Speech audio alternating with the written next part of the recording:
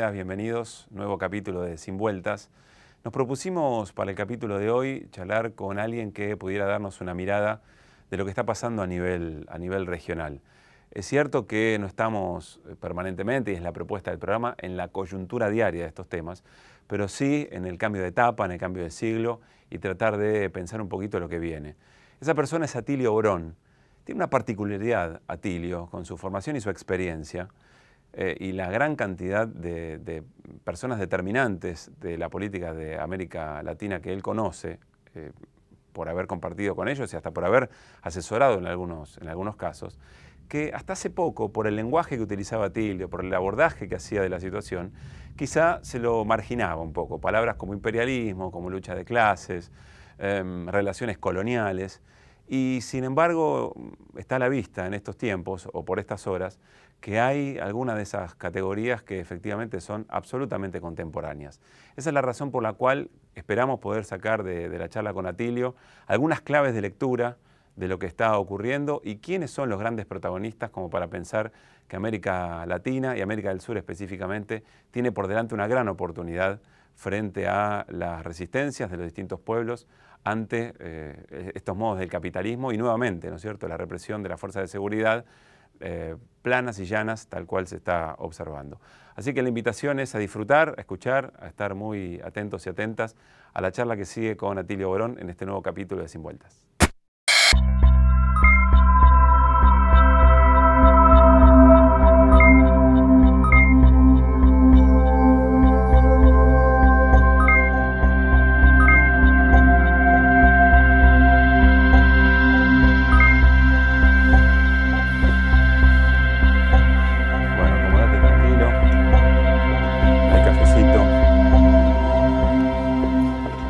Atilio. Muy bien.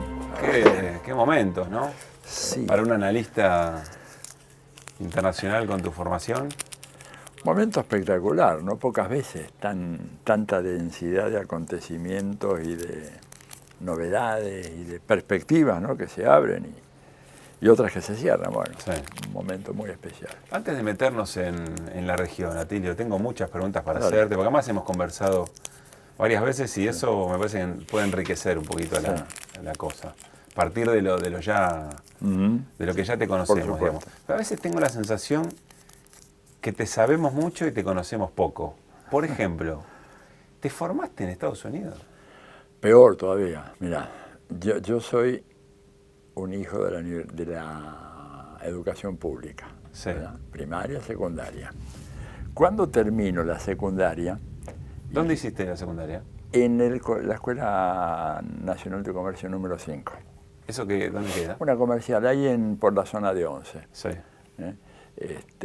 ¿Vivías por ahí? No, vivía ahí en Billinghurst y Güemes. Esa era donde vivía yo. Mi familia era una familia de clase media, comerciantes, pequeños comerciantes. Habían logrado en la época de auge del peronismo, el primer peronismo, ahorrar unos pesos, tener un departamentito ahí.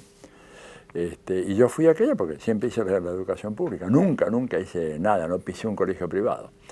Y fíjate que llego a la universidad. Estoy nervioso por lo que vas a contar a continuación. ¿De la secundaria pública dónde fuiste? Y a la Universidad Católica. ¿A la Universidad Católica? Sí, señor. Pero ¿sabes por qué, no? Porque no me dejaron entrar a la Facultad de Filosofía y Letras a estudiar Sociología. ¿Por la dictadura? No, todavía no, estamos hablando, mira, a ver, yo termino la secundaria en el 59. Claro. Muy buenas notas, todo muy bien. Yo ya tenía claro desde hacía por lo menos 3 años que yo quería estudiar Sociología. Sí. En la época en que acá la Sociología la conocían 10 tipos, ¿no? O sea, no era que, por ejemplo, no había casi libros en castellano en Sociología, no había. O sea, no me decían, había uno, no, mirá. El primero, todavía me acuerdo que apareció, fue un libro de un tal Robert McIver. Aparece a mediados de los 60. Y enseguida uno de Peter Sorokin. Antes, por eso Germani utilizaba fichas.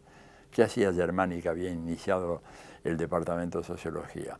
Traducía los libros y los artículos que aparecían en lengua inglesa y los traducía al español y hacía fichas, ¿verdad?, en papel, en mimeógrafo, a ambos lados, porque no había materia. Bueno, Gino Germani era una persona de carne y hueso en un instituto. No, claro, era un gran tipo. Yo fui muy amigo y discípulo de él.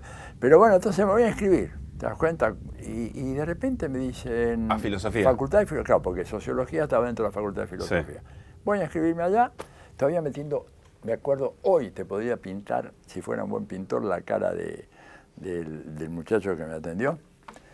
Y me dice Jorge Alonso, ¿no? Un tipo así, bien plantado, mediana estatura, medio calvo, muy amable. Me dice, pibe, vos tenés una nota bárbara, pero tenés que dar las equivalencias. ¿Las qué? Le digo yo. Las equivalencias, porque vos sos perito mercantil. Y que es un deshonor, una deshonra ser perito mercantil, digamos. No, pero pasa que acá solo admitimos estudiantes que egresan de colegios nacionales. O sea, del bachillerato. Claro. O sea, y entonces me digo, bueno, ¿y qué hago? Y tenés que ir al Nacional Buenos Aires, tenés que inscribirte, hacer todas las materias que te faltan y después venir para acá. ¿Y qué me falta? Y me dijo, mira, te faltan 3 lógicas, te faltan 2 latines, te falta un griego. Tenía que ser un año entero. No, más, eran 12 materias. Claro. Y además, ubicate, yo era un muchacho criado en un hogar de clase media, muy humilde, ¿verdad? Con libros. Sí. Mi padre era, los 2 italianos, mi padre tenía muchos libros en italiano, que de hecho fue mi primera lengua. O sea, yo hablo primero italiano y después... Claro, realmente el castellano lo adquiero cuando voy a la escuela primaria. Y digo, pero 12 materias, además me decía 3 filosofía, 3 lógica, 2 latines, un griego. No, bajé, eso era en la calle Florida 656, todavía está el edificio. Y esas cosas, viste, que la vida de repente pasan cosas así, como dice, pasan cosas, ¿no? Raras, cosas muy raras. De repente, un tipo que había sido compañero mío en 5º grado, se llamaba Jorge Salcedo, me lo encuentro a la salida y me ven muy cabizbajo. Yo era un tipo siempre de muy buen ánimo, de hacer broma y todo. ¿Qué te pasa, Tilio? Mirá, quería estudiar sociología, no sé qué voy a hacer. Me piden todas estas materias, 12 materias, yo no puedo perder, además no tengo guita. ¿Quién me prepara a mí en los latines, los griegos? Claro. Digo, un problema de dinero también. Y el tipo, claro, tuvo la reacción típica de un porteño, era un porteñazo de aquella. Me dicen, déjate joder, dice, andate a la Universidad Católica. Y yo, ¿qué es eso? Yo no tenía ni idea que existía. Hay una Universidad Católica y yo leí que había algo de sociología, si vos querés a boludez, me dijo, andá y ya. Total, y así fue. Total, todo es igual. Y así fue. Y así fue. Claro, y llego a la Universidad Católica en un momento de convulsión, porque años 60, con el Concilio Vaticano, el Juan XXIII estaba poniendo la iglesia de patas para arriba.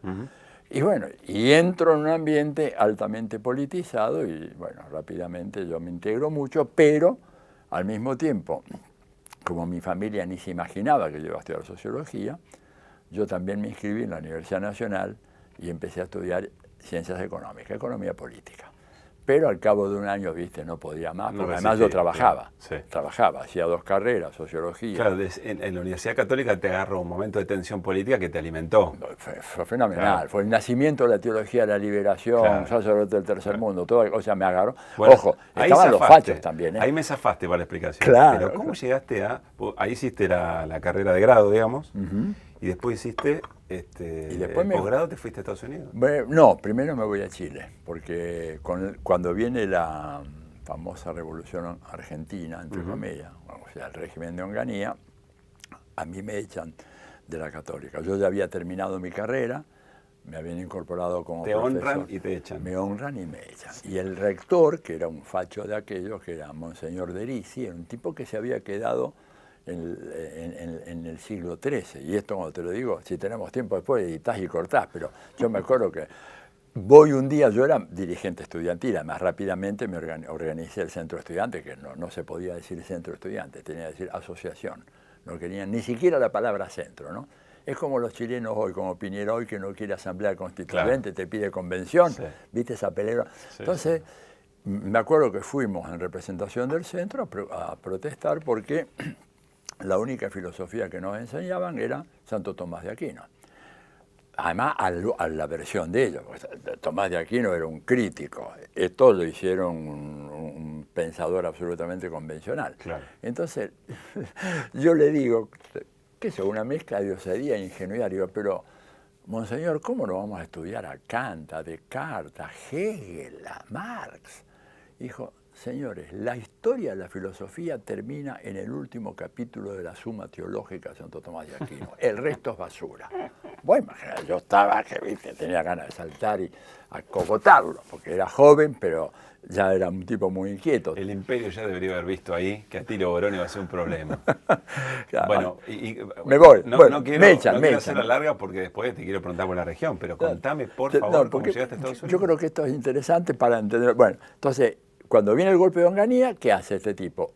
Cierra el departamento de sociología, nos convoca y dice lo siguiente: así como la Iglesia prefirió perder a Inglaterra con tal de no ceder brazo a torcer con Enrique VIII, yo, por mantener el principio de autoridad, cierro la carrera de sociología y ustedes todos se van. Y a partir de eso nos fuimos, y lo que pasó es que los servis que tenía Onganía ya metido en las universidades empezaron a acosar, me llamaban por teléfono a casa, etcétera, etcétera. O sea que... Te llamaban y que... Sí, y bueno, intimidándote, ¿no? De zurdo, lo de siempre, ¿no? Y entonces, a finales del 66, hay una posibilidad de estudiar en la Flaxo, en Chile. Sí. Y yo estaba había me metido mucho a estudiar la cosa en Chile y en Brasil, ¿verdad? Gracias a Torcuato Vitela y a Gino Germano, que fueron de alguna manera mis primeros mentores intelectuales. Y entonces aprovecho la volada, me presento, me dan una beca y me voy a Chile. Y ahí tengo un primer escenario, digamos, en ringside de un combate colosal entre la derecha y la izquierda, como yo nunca había visto. Porque acá la cosa era muy diferente. O sea, a ver, cuando yo vi mi primer 1 de mayo con banderas rojas, yo lo vi en Chile 1 de mayo de 1967. Acá, 1 de mayo, tenés bandera del sindicato sindicato el otro, una bandera argentina, banderas rojas, muy poquitas. Allá era un mar de banderas rojas, imagínate, yo me quedé. Bueno, y ahí, bueno, finalmente la dictadura de Onganía que se prolonga, y cuando yo veo venir el triunfo de Allende, que fui uno de los pocos que lo veo venir, porque ni siquiera el Partido Socialista lo veía venir el triunfo de Allende, me decido quedar en Chile. Y me quedo en Chile, me quedo como profesor, etcétera, hasta que, bueno, finalmente, poco antes del golpe, tengo ya una intimación de Harvard que me había admitido como estudiante para hacer el doctorado. Yo había renunciado el primer año, el segundo año diciendo que no, con lo de Allende quería recoger más datos para mi investigación. Pero espera, conociéndote, vos ya sabías que Estados Unidos estaba desestabilizando totalmente, la región. Sí, ¿Y así todo te fuiste? Sí, absolutamente, pues yo quería conocer y lo sigo recomendando hoy. Vos no podés combatir el imperialismo si no lo conoces desde adentro. ¿Te fuiste a plena conciencia a la boca del lobo, del enemigo? A la entraña, con los profesores más conservadores que había algunos otros que no eran, que eran más bien progres, pero había un núcleo duro de tipo de derecha. ¿No sabían quién era Atilio Borón? No, era un pibe que venía de un argentino, que además ellos confiaban en que, como me dijo uno de ellos, esta es una maquinaria y usted va a salir pensando de esta manera. Me lo dijo con todas las letras. ¿Así te lo dijeron? Sí. Esto, dice, y no se le ocurra correr en contra de la lógica del sistema porque va a ser aplastado. Dice, usted acá viene... ¿Y qué enseñanza te llevaste de esa formación? ¿Qué conociste de las vísceras de la bestia? Bueno, mira, primero la experiencia de conocer la sociedad americana de adentro, esa es una experiencia muy importante. ¿Te quedó decir americana y no estadounidense? Bueno, es que en realidad han impuesto ellos la idea de que eso es América, digo, nos han robado hasta eso, ¿verdad? Y bueno, me queda, pero decir sociedad estadounidense suena un poco como rebuscado, digo. Pero sí, la sociedad de Estados Unidos, ¿no es cierto? Conocerla, la forma cómo le cambian la cabeza a la gente, cómo los dominan, cómo los manejan, cómo los llevan de un lado para el otro, me permitió además estudiar más a fondo la Argentina. Vos imaginate mi emoción cuando yo me pongo a elaborar mi proyecto de tesis yo quería estudiar el fenómeno del peronismo, descifrar qué es lo que es el peronismo, que creo que hasta ahora, espero que no se enoje Alejandro Grimson o alguno de los amigos que han estudiado, hasta ahora sigue siendo un gran enigma. Entonces, ¿qué me dice Germani? Dice, bueno, vos querés estudiar el peronismo, sí, pero tenés que estudiar lo que vino primero. El peronismo no nace de un repollo ni de un rayo, ¿no es cierto? Sí, la condición de, tenés que estudiar qué pasó. Emergencia. Claro, qué pasó con ese Estado oligárquico que dio origen a esa respuesta obvia que era el peronismo. Entonces me pongo a estudiar el Estado oligárquico y claro, es un estudio apasionante porque ahí ves lo que fue la única burguesía que tuvo la Argentina, pero mi emoción fue cuando yo digo, bueno, tengo que ver los diarios de la época. Entonces voy a la biblioteca de Harvard, yo vivía en esa biblioteca, prácticamente no dormía de milagro, entonces le digo a la bibliotecaria, mire, necesito ver los periódicos argentinos, Nación y Prensa, desde el momento de la fundación.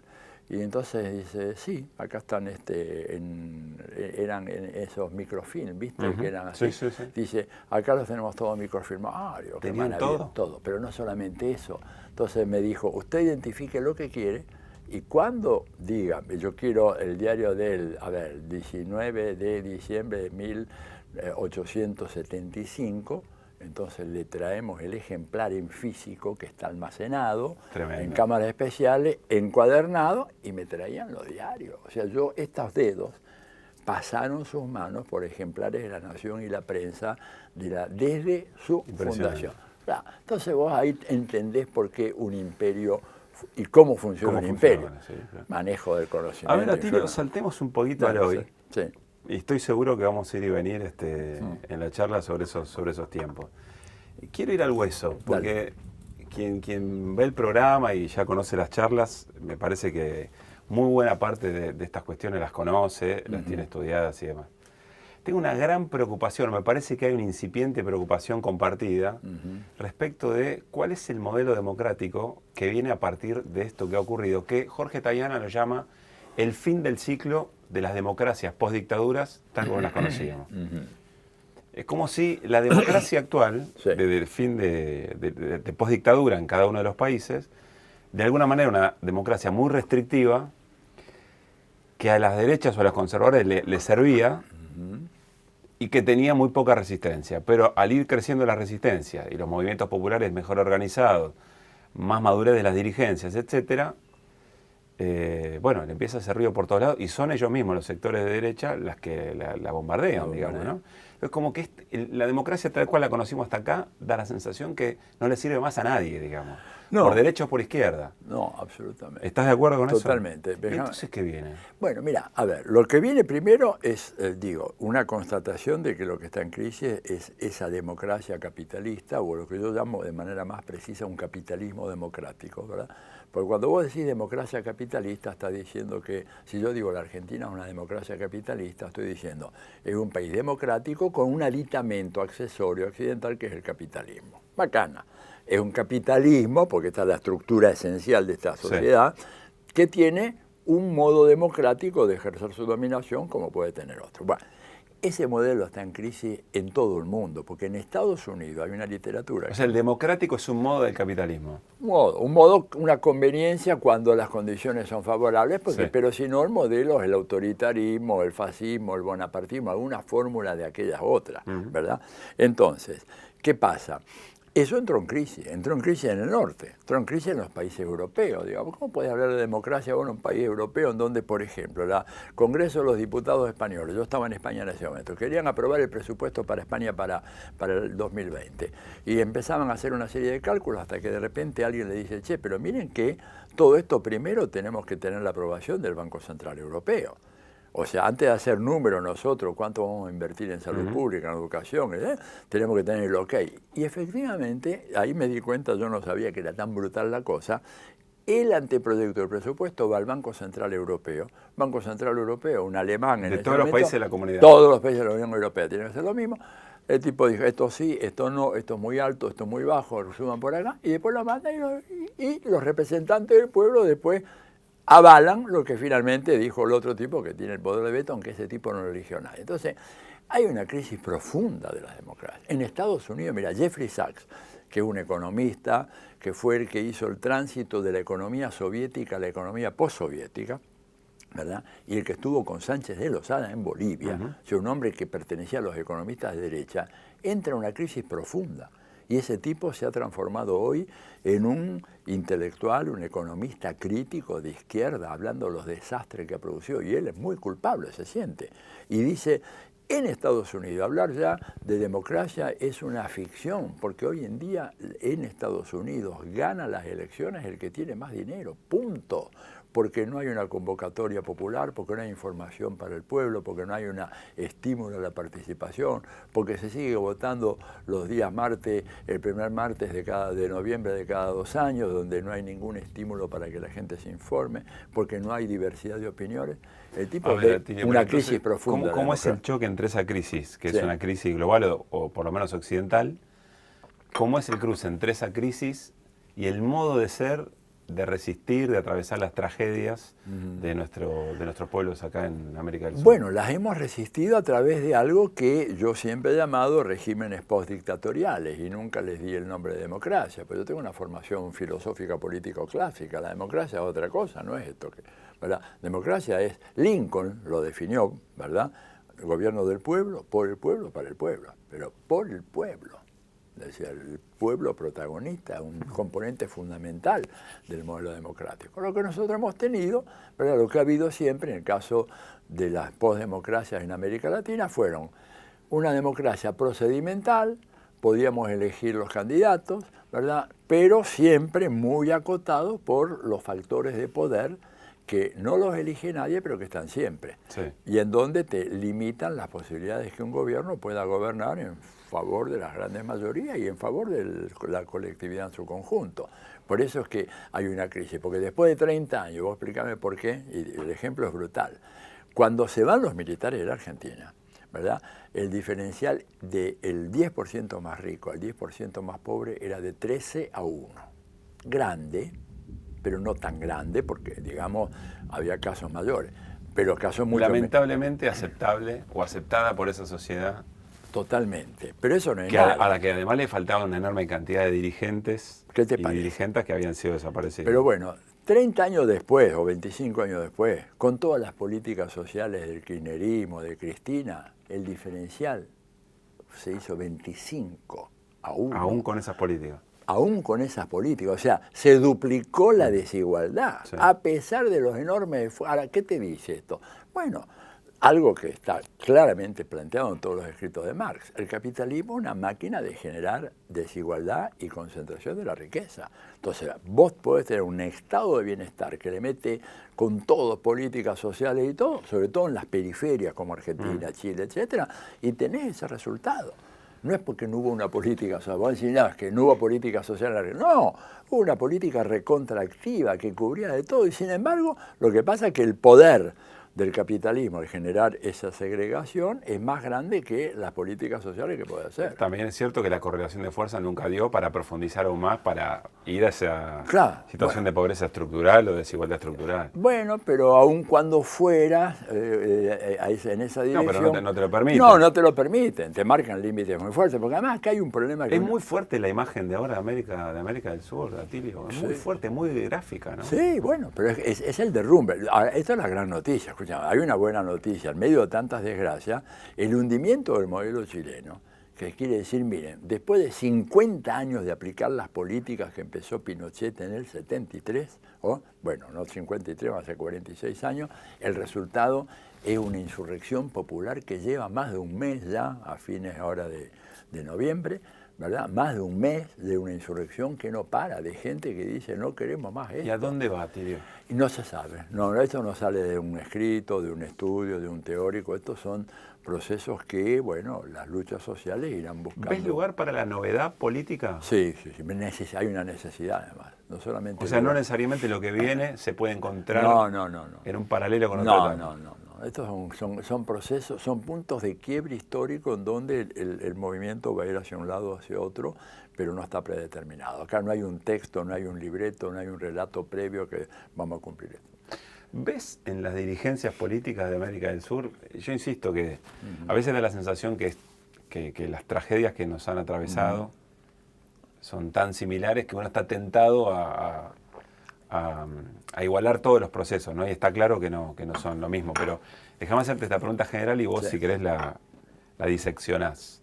¿Ves en las dirigencias políticas populares, progresistas de la región, madurez y valentía para meterse en esas novedades políticas, para encontrar creatividad, para desafiar lo que esa democracia establecida hasta ahora? Poca, desgraciadamente poca. Hay algunas excepciones, es injusto decir que no lo veo en todos casos, digamos. De repente encontrás, no quiero empezar a hacer nombres, ¿verdad? Pero encontrás alguna gente que tiene la cabeza más abierta, que dice, tenemos que repensar las cosas de otra manera.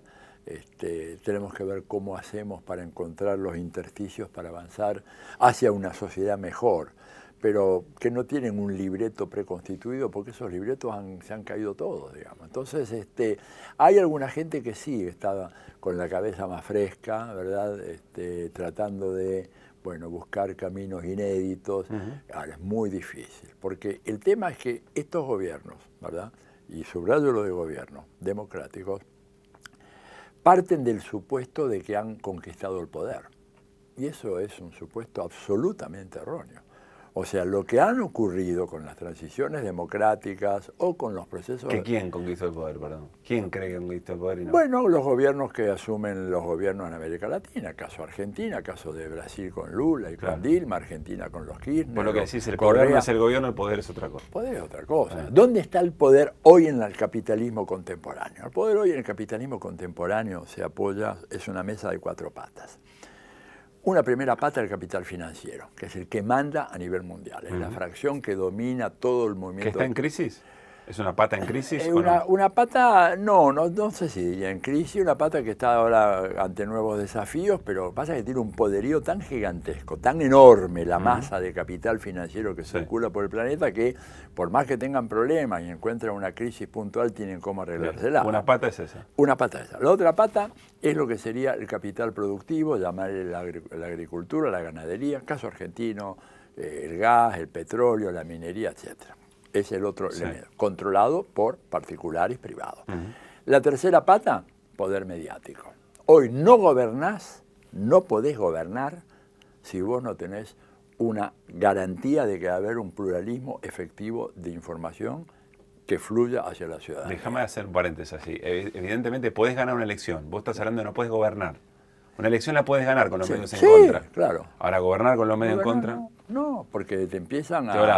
Te horadan. Te perforan, te matan con las fake news, con campañas de Tampoco los medios a favor de los sectores conservadores lograron hacer arraigar el modelo neoliberal, no, es que no lo pueden arraigar porque hay problemas estructurales. Bueno, entonces esa es la tercera pata. Y ahí, por eso, la importancia de la ley de medios, que en Argentina se aprobó, que se pudo aplicar a medias porque hubo una excesiva condescendencia con las maniobras leguleyas de las oligarquías mediáticas que impidieron que esa ley de medios se aplicara profundamente. Y la cuarta pata es el poder judicial.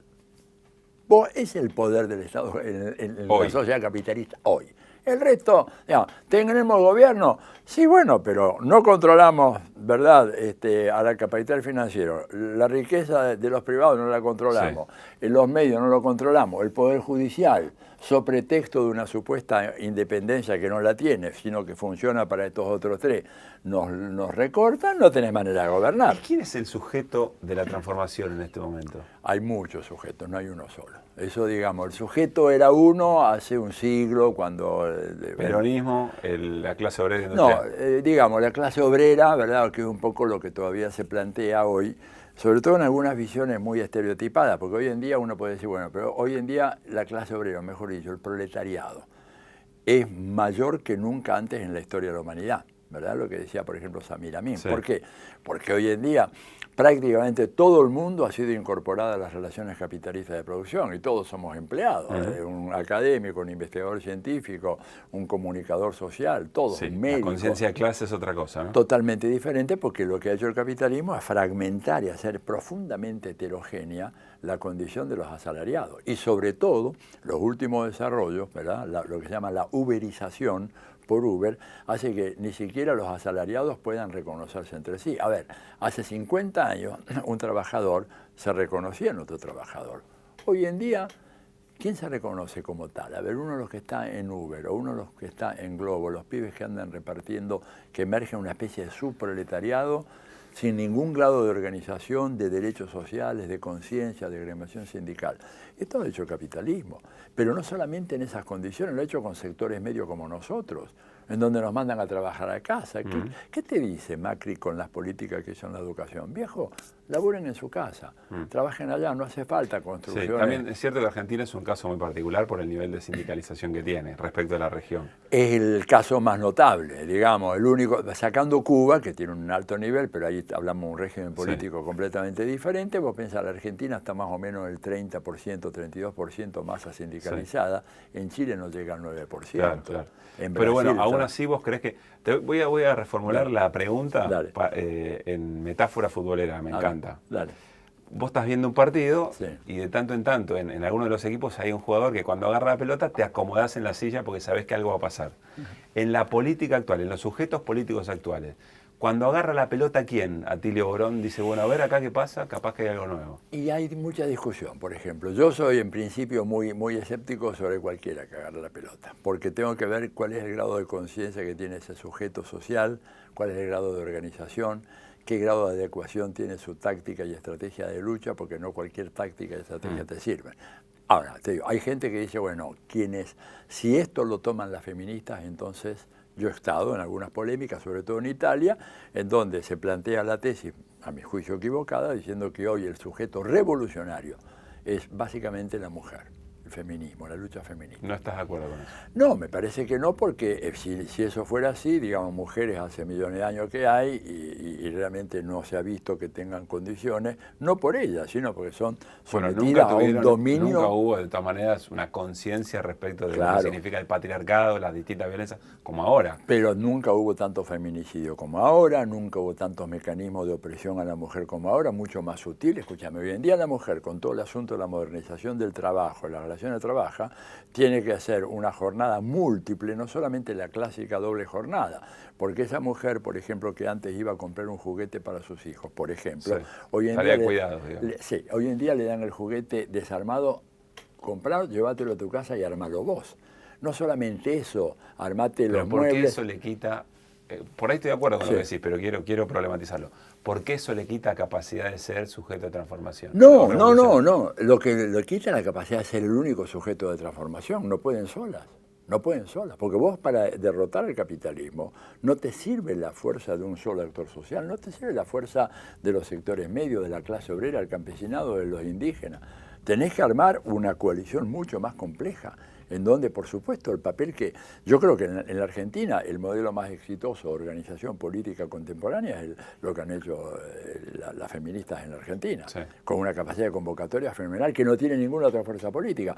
¿Les basta eso? No. Pero también no se traduce eso en un modelo concreto de conducción de un proyecto de país, ¿no? No, para nada. Y porque vos para hacer eso necesitas un aglutinamiento de fuerzas, ¿verdad?, que va más allá. O sea, yo no le resto ninguna importancia. ¿Los sindicatos tampoco son ese sector? Y hoy en día están muy debilitados. Los sindicatos, ha habido una fuerte lucha contra los sindicalistas en todo el mundo, ¿verdad? Y además, en el caso argentino hay muchos problemas, ¿verdad?, derivados de el manejo poco claro de las obras sociales. Eso les ha restado mucha legitimidad. No todos los sindicalistas son iguales. Yo creo que hay sectores muy honestos y muy serios y decentes. Pero como sujeto tampoco lo ves. Y bueno, mirá, cuando vos mirás las encuestas de opinión pública, solamente los jueces están peor valorados que los sindicalistas. Y esto te dice algo. Sí. Y las dirigencias políticas, no sé si decir las nuevas dirigencias políticas, pero las dirigencias políticas que realmente ganaron legitimidad, ganaron experiencia en los procesos populares de los últimos años, esas dirigencias. Son dirigencias importantes, pero creo que cayeron en un error, ¿no es cierto? Por ejemplo, pensar que podían construir una relación de poder a favor de aplicar políticas de redistribución de la riqueza y de los ingresos, y que con eso solo bastaba, ¿verdad? Menoscabando la importancia del elemento cultural y la educación ideológica, digo ideológica en un sentido amplio, ¿no? O sea, plantear las ideas acerca de la nueva sociedad que hay que construir, la vieja que hay que dejar de lado, ¿eh? Y esto te explica por qué, de repente, en el caso de Brasil, Lula sacando 35 millones, 40 millones, hay un cálculo variado, de gente de la pobreza extrema, de repente una parte significativa de ellos van y votan por Bolsonaro. Y eso lo denunció muy bien Frei Betto ya en el primer gobierno de Lula. Le dijo, mire, darle estos recursos a la gente no les cambia la conciencia. Y acá, si queremos hacer un cambio verdadero, tenés que hacer un cambio de la conciencia. Y eso no se hizo. Bueno, Bolivia, ¿no? Los indicadores macroeconómicos de Bolivia son espectaculares. Y sin embargo, la gente le da a Evo una mayoría, que sí es importante, pero Evo tendría que haber sacado 55% de los votos, claro, no 46, 47. Claro. Digo, y Bolsonaro jamás podría haber ganado una elección en Brasil, a no ser por este elemento de confusión. Y acá no podríamos, es decir, yo estoy muy preocupado por el 40% de los votos que sacó Macri. ¿Por qué estás preocupado? Y porque esto revela que hay un núcleo duro que ya no es una pequeña minoría de oligarcas, ¿no es cierto?, sino que es un sector social, un corte de la sociedad argentina, ¿no es cierto?, que está muy sólidamente atraídos o vinculados con una propuesta de derecha. Eso en la Argentina no había. ¿Pero son macristas o son anti-kirchneristas en la Argentina hoy? Y bueno, pero al cabo de, si vos durante 10, 15 años sos anti-kirchnerista, al cabo de un tiempo llegás a construir una identidad política alternativa, que llamale macrismo, llamale cambiemos, llamale vidalismo, larretismo, digo, sí, pero esto de alguna manera va a sedimentar en algo.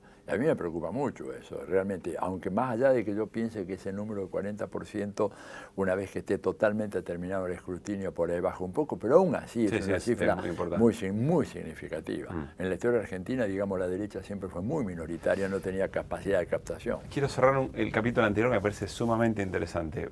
Vos decís, se interpeló de los movimientos populares una suerte de sujeto de consumo. Sí.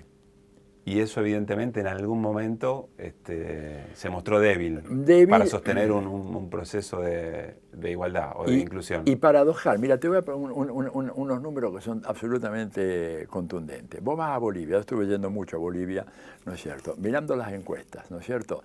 Y yo veía con sorpresa que el número de personas que se autoidentificaban como poblaciones originarias venía disminuyendo sistemáticamente desde el 2011-2012, ¿verdad?, cuando empieza la expansión económica de Bolivia. Pero yo miraba los datos censales y veía que el número de población originaria cada vez era mayor, por una razón muy simple. A ver, la tasa de natalidad de aymaras, quechua y guaraníes es superior a la tasa de natalidad de los blanquitos de Santa Cruz de la Sierra y mismo de los mestizos del altiplano. Entonces, ¿cómo es posible que vos estás viendo los datos duros, dice que cada vez son más, y cuando les preguntás, cada vez son menos? ¿Por qué? Bueno, porque la aymara, que ahora es capa media, aunque sea capa media pobre, no poderosa, pero que Evo le hizo para el hijo de la Universidad en el Alto, y que ahora se puede bajar al centro de La Paz en 10 minutos en un teleférico de construcción austríaca de última generación, y ya no es tan aymara, ya se siente que es otra cosa. Es un aymara rico, es un quechua rico relativamente. Entiendo perfecto. Y por lo tanto ya reacciona como las capas medias, ¿verdad? Y no Pero solamente... ¿hay que enojarse con eso? ¿Hay que comprenderlo? No, hay que comprenderlo y hay que tener una política, porque eso era previsible. Esto, escúchame, la teoría sociológica americana, ni siquiera hay que ir más lejos con más, ya decía claramente que estos sectores de movilidad en ascenso tienden a imitar los comportamientos no solamente económicos de consumo de los sectores medios o altos, sino las pautas de orientación política. Por lo tanto, haces muy bien en dejarle que esa gente esté cada vez mejor, y yo estoy muy a favor. Mi idea del socialismo no es que tienen que ser todos pobres. El ideal sería que todos estén muy bien. Y esto es lo que decía Marx también, ¿no?, que tengamos que trabajar 4 horas al día, el resto nos dedicamos, como decía Marx, a escribir poesía, a hacer música, a pescar o a lo que nos guste. Pero si vos vas en ese proceso, tenés que educar a la gente. La contás así y ¿quién no te firma? Bueno, claro, pero hay que darla. Pero hay otros que no quieren esa sociedad. Entonces vos tenés que educar a la gente. Entonces ese aymara que se enriqueció, o ese quechua que se enriqueció, o ese mulato que en Brasil se enriqueció. ¿Es alfabetizar políticamente? Alfabetizar políticamente. Es decir, darle, suena fuerte decirlo, y ¿no? suena muy fuerte, suena pero con Beto, no, pero es que esto es una respuesta al proceso de deseducación política que ha impuesto el capitalismo. Escúchame, el capitalismo lo que ha logrado, cuando vas a analizar los últimos 50 años, es tener poblaciones cada vez menos educadas políticamente. Mucho menos conscientes políticamente, ¿verdad? Y eso es un dato significativo. Sí que creo, Atilio, ¿sabes que vos estas cosas las venís diciendo hace mucho tiempo? Sí. Yo desde que te empecé a leer, después el privilegio de charlar con vos. Tengo la sensación que después de todos estos procesos de golpe o de desestabilización de los movimientos populares, etcétera, hay un sector incluso que hasta simpatiza con vos en términos políticos, que te está escuchando de otra manera. Que antes te decía qué exagerado, qué satírico. Sí. Y que ahora te están prestando mucha más atención porque todas esas cosas empezaron a corroerse en esas bases que vos decís, claramente, ¿no? Y además, que vos venís, vos nunca largaste el concepto de imperialismo para analizar la realidad política de nuestras tierras. No, claro. Y ahora hay quien, y por ahí te decían, qué exagerado, que claro. se quedó en Harvard, cuando estuve en Harvard. Y ahora, ¿quién puede negarte que efectivamente, si el vicepresidente de Estados Unidos invita por Twitter a los militares venezolanos a que se levanten contra Maduro? Claro. Pero por eso ¿Pero sentís eso? Bueno, absolutamente, no, yo siento mucha más. Mira, te lo puedo hasta graficar. Sí. Yo viví en Chile 6 años, ¿verdad? Viví la parte final del gobierno de Frei y los primeros 2 años y medio del gobierno de Salvador Allende, ¿verdad? Yo me voy a Estados Unidos, pero me voy, agarro las valijas, me voy, dejo mi casa todo armado, con gran parte de mi biblioteca. Bueno, después del golpe arrasaron con mi casa, quemaron mis libros, rompieron el techo, el cielo raso a ver si había armas escondidas ahí, una locura. ¿Te lo contaron o viste fotos de eso? Me lo contaron, no hubo nadie sacaba fotos de eso. En aquella época no había celulares, ojos, a ir con una cámara a filmar a los milicos ahí. No, por ahí los mismos milicos sacaban. Ah, sí, pero no las publicaron, ¿no? Y además era una casa que estaba muy cerca, no por casualidad. Sí, me lo contaron. Bueno, yo a Chile dejé ir todos los años la dictadura, inclusive cuando viene la democracia, a pesar de que yo conocía, digamos, a muchos de los dirigentes chilenos, ¿verdad? Tenía muchas resistencias a ir. Finalmente empecé a ir, pero la verdad que vi los primeros años de la Concertación y no me gustó, porque yo dije, esto no es una verdadera transición. Si se mantiene la misma política económica de Pinochet, es más, si se profundiza a niveles increíbles como hicieron los gobiernos democráticos, y si encima no hay una renovación del sistema político partidario, y esto no es una transición, es otra cosa. Y la verdad que dejé de ir durante casi 15 años. Pero hace 4 o 5 años empecé a recibir invitaciones persistentes, cada vez mayores, con muchas presiones. Tenés que venir, querés venir. ¿De quiénes? En general, chicos jóvenes, tipo, sobre todo después del 2011, el gran estallido donde aparece Camila Vallejo, Carol Cariola, todo aquello. A partir de ahí me empiezan a invitar mucho, ¿no es cierto?, para que vaya a dar charlas en universidades, etcétera, siempre con mucho cuidado, ¿no es cierto?, porque bueno. Y yo planteaba estas cosas, decía, miren, el fenómeno de la democratización. Pero si te invitaban era porque ellos también se estaban haciendo esas preguntas. Ellos estaban haciendo esas preguntas. Y no encontraban en ese momento en Chile quien pudiera darle una respuesta a esas preguntas. No es que yo las tuviera, pero yo por lo menos planteaba el problema. Decía, mira, acá el tema del imperialismo es un tema decisivo. Esto es un imperio. Nos guste o no nos guste, vivimos en un imperio. Entonces lo mejor que podemos hacer, si vivimos en un imperio, lo que yo hice, ir a estudiar adentro, lo que decía Martí, conocer el monstruo desde sus entrañas, a ver cómo van a actuar, cuáles son sus dispositivos. Y yo encontré que cada vez hubo más receptividad a ese discurso. Incluso cuando yo planteaba lo que era la estafa del modelo chileno, que al principio me miraban mal, incluso gente de la izquierda me decía, che, pará, es demasiado. Bueno, ¿qué te dicen hoy la gente común y corriente? Nos han saqueado, nos han estafado. Entonces, hay una mayor receptividad, no solamente en También Chile. Es cierto que ese sector volátil, digamos, ese porcentaje que votó Cristina y ahora votó Macri, no puedes empezar a alfabetizar políticamente desde imperialismo. No, hay que ser, bueno, por eso fue el error que cometió Evo, por ejemplo, cuando Evo, consciente de que había un problema con los sectores militares, adopta una decisión que a mí me pareció mal, y yo lo hice saber, crear una escuela antiimperialista. Crear una escuela antiimperialista para los militares es como si yo me dijera, mira Tilio, tenemos que conquistar a la grey evangélica o católica, entonces los reunimos a todos en un gran templo y decimos, queridos camaradas, hermanos, es evidente que Dios no existe, que es un engaño, y que por lo tanto tenemos que avanzar en el material. La gente que hace, se va, te pega un bofetón y dice, las cosas no se hacen así. No puedes hacer una escuela antiimperialista. Tenés que decir, bueno, vamos a hacer un programa de formación en cuestiones internacionales para las Fuerzas Armadas. Y después ves con profesores que vayan diciendo de a poquito, porque no podés frontalmente. Vos imagínate, los militares en casi toda nuestra América, hace casi 70 años, o un poco más, que vienen siendo formados por los militares de los Estados Unidos, armados por los Estados Unidos, entrenados en la doctrina militar de los Estados Unidos. Entonces, de golpe, decirle, mire, este es el gran enemigo, este es el que nos oprime. Bolívar dijo en 1826 que Estados Unidos parece destinado por la providencia a plagar de miseria a la América en nombre de la libertad. ¿Le puedo decir eso? No puedo decirlo así de golpe. Tenés que una aproximación diferente. Se fracasó en eso. Hubo un exceso de voluntarismo. Y cuando hablamos de alfabetización política de las masas con Frei Beto, es lo mismo, no es decirle, compañero, socialismo muerto hasta la victoria siempre. No, no.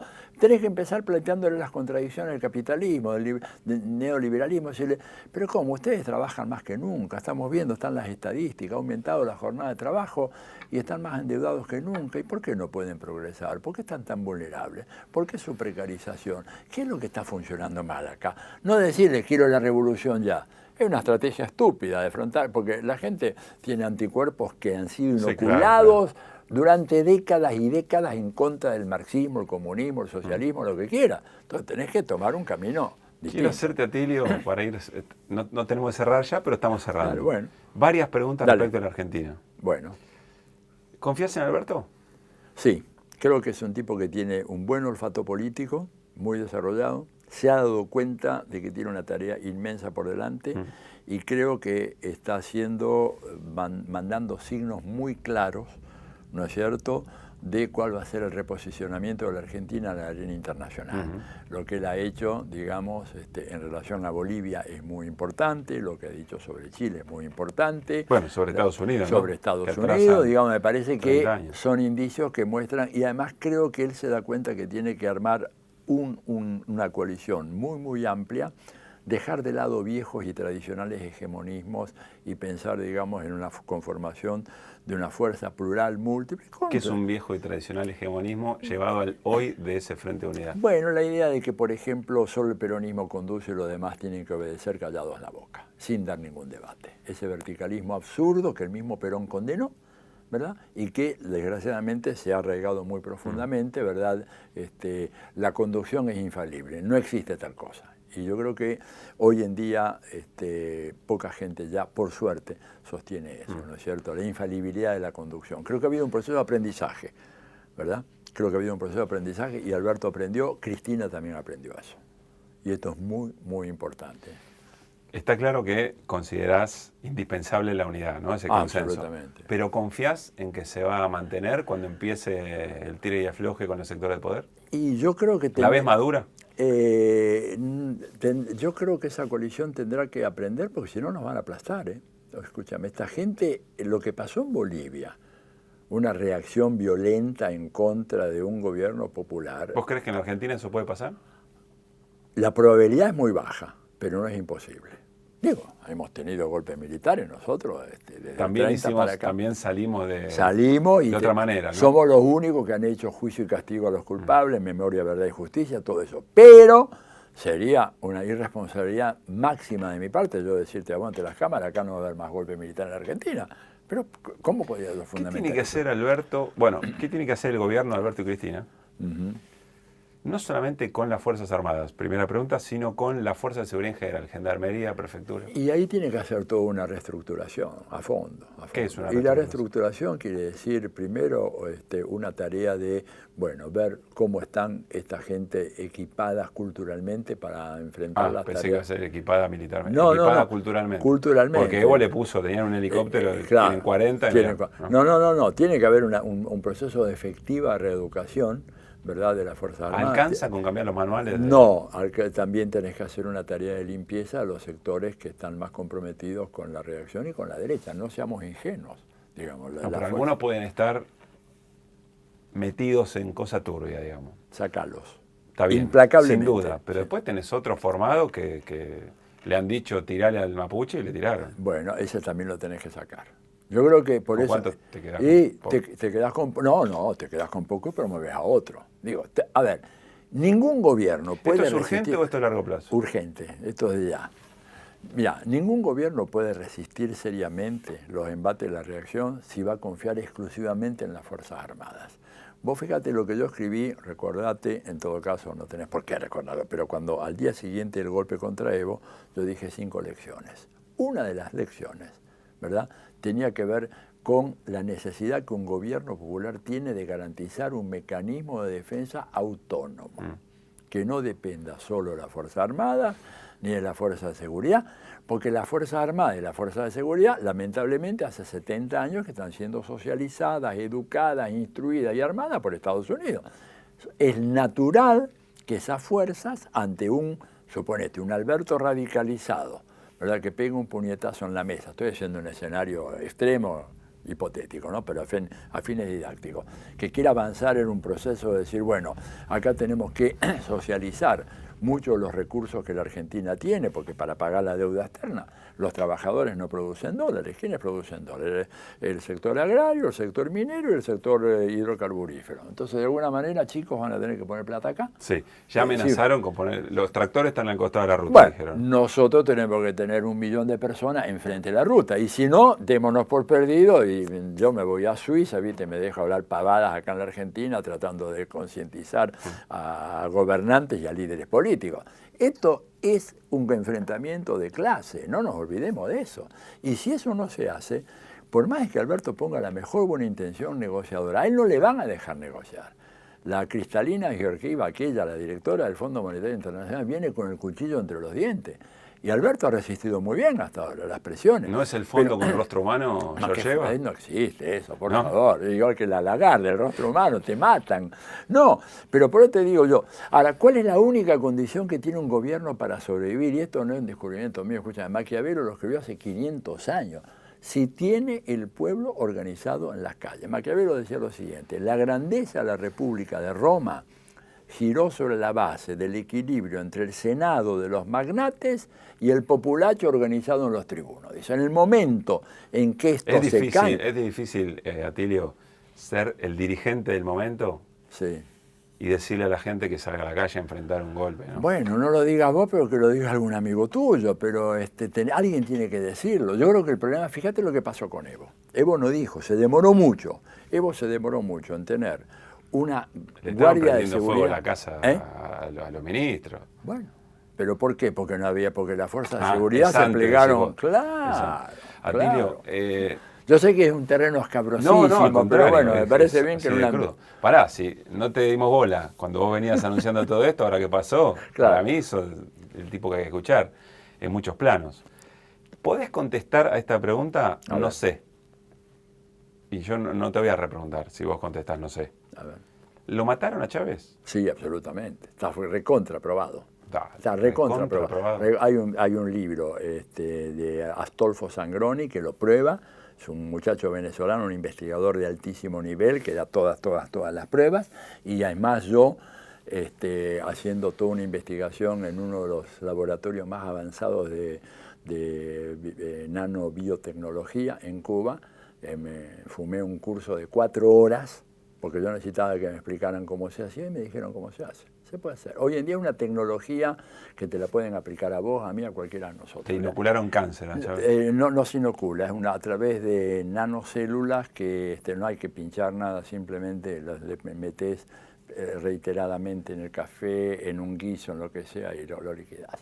Y la prueba, mira, los tejidos de Chávez los mandaron a 6 laboratorios distintos en el mundo, los 6 más capos del mundo oncológicos, bajo condición de absoluta anonimidad, ¿no es cierto? Y ni siquiera procedente de Venezuela, mandaban los tejidos, uno de Japón, otro de... Bueno, el diagnóstico de los 6 laboratorios fue, primero, un tipo de cáncer extrañísimo, que sabían por libros que podía existir, pero que nunca lo habían visto. Pero uno de los laboratorios fue más allá y dijo, no solo es extrañísimo, pero además es un cáncer prefabricado, es decir, producto sintético de laboratorio. Y cuando yo voy a este laboratorio, a este instituto fenomenal que tienen los cubanos, a tomar un curso acelerado, y me lo dieron, ¿verdad?, con PowerPoint y tal, no hay ninguna duda. Fíjate vos que los 5 tipos más cercanos a la Guardia de Seguridad de Hugo Rafael Chávez Frías en este momento están en los Estados Unidos con identidad protegida. son los tipos que le fueron poniendo la mini Los gotita. tipos más cercanos de la seguridad de Chávez. Que fueron ¿Están comprados en Estados Unidos con identidad protegida por el FBI, porque fueron los tipos que hicieron... Bueno, Evo contó que le ofrecían $50.000. Pero ¿qué te parece? Y además piensa otra cosa, esto es un salto tecnológico, porque lo de Chávez, porque antes habían tratado de producir el cáncer a través de radiaciones con micrófonos. Pregúntate por qué Lugo, Lula, Dilma, Cristina y después Evo tuvieron problemas de tumores o afecciones en la zona alta, como dicen los médicos. ¿Sabes cómo es la cosa? Micrófono cargado con partículas radiactivas y un tipo que está allá al fondo de la sala de conferencia teclea así un celular, un código de 16 dígitos y empieza a hacer microradiaciones. Todos tuvieron un tumor cancerígeno de tan tontos no somos, digo, el imperio existe y tiene... ¿Vos sabés que de vuelta, Tilio, si esto lo contabas hace un año? Claro. Y hoy para mí, el que te escucha, primero piensa se repiensa a sí mismo respecto a las teorías conspirativas. Y después para mí te da un porcentaje de credibilidad mucho más importante que te daba antes. Pero escúchame una cosa, Estados Unidos tenía el motivo, ¿no es cierto? Había que acabar con Chávez. Tenía una tradición. ¿Cuántos presidentes mató Estados Unidos? No más en América Latina, en los últimos tiempos. Por lo menos Roldós, ¿no es cierto? Accidente de aviación. Torrijos, accidente de aviación.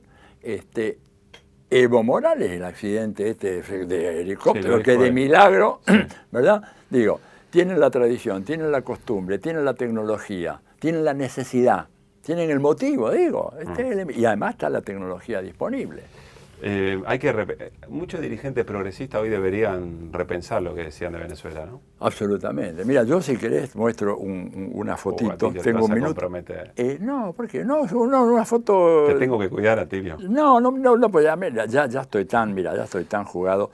Pero digo porque yo sé que hay mucha gente que me critica a mí y dice, ¿cómo te has sentado con un dictador? Yo te voy a mostrar la foto ahora de un alcalde de un pueblo pequeño del estado de Mérida, en Venezuela, que yo lo sigo en el Facebook, y periódicamente aparece con esta camiseta, que te la muestro, a ver si la pueden captar bien. Vos la podés leer. Sí, dice Maduro, lo que nosotros diríamos la de tu madre. Exactamente. ¿no? ¿Y por qué me mostras esto? Porque si esto hubiera ocurrido en la Argentina de Videla, que apareciera el intendente de Tigre con una camiseta diciendo Videla, hijo de... ¿cuánto duraba? 1 hora, 2 horas, desaparecía. Está bien. En una dictadura. Sí. Este tipo hace 4 meses que está saliendo con esa camiseta. Y no te muestro ahora, por respeto a él, el payaso sale con una camiseta con su mujer y su hijita también. Y esto es una dictadura, digo yo. Me refería concretamente también a lo que evidentemente Maduro o el régimen chavista logró... No me digas régimen chavista, por favor. Tenés razón. Bueno, decís más americano, yo no digo más régimen chavista. Correcto. El proceso revolucionario venezolano ha tenido que soportar cosas que Evo no logró. Claro. Bueno, la última, ahora sí. Si no la nanotecnología se va a ocupar de nosotros. Sí. Tenemos un juego que te invito a que lo aceptes sin mucho cuestionamiento. Si vos pudieras volver en el tiempo, en la propia historia, acercarte a vos en otro momento de tu vida y decirte algo al oído, ¿qué momento elegirías y qué te dirías? Y elegiría el año 1970, hablaría con don Salvador Allende, con quien tuve la suerte de hablar, y decirle, mire, don Salvador, hay que organizar las milicias populares urgentes y tiene que hacer ya una depuración integral del ejército porque la van a traicionar. ¿Hubieras tenido esa posibilidad de hacerlo? ¿Tenías esa Tuve acceso. Yo hablé mucho con él. No mucho, pero hablé un par de veces con él. ¿Le podrías haber hecho llegar el mensaje? Digamos? Le podría haber, y me hubiera gustado. Si pudiéramos retroceder, le hubiera dicho eso. Y creo que eso hubiera sido una lección para todos nosotros después en América Latina. Hubiéramos ahorrado mucha sangre, muchas vidas, muchos dolores, ¿verdad? Y esto es inevitable. Mira, hicimos esta pregunta ya creo que 12, 13 veces. En esta, si tengo la posibilidad de apoyar que uno de esos deseos se haga realidad, es este.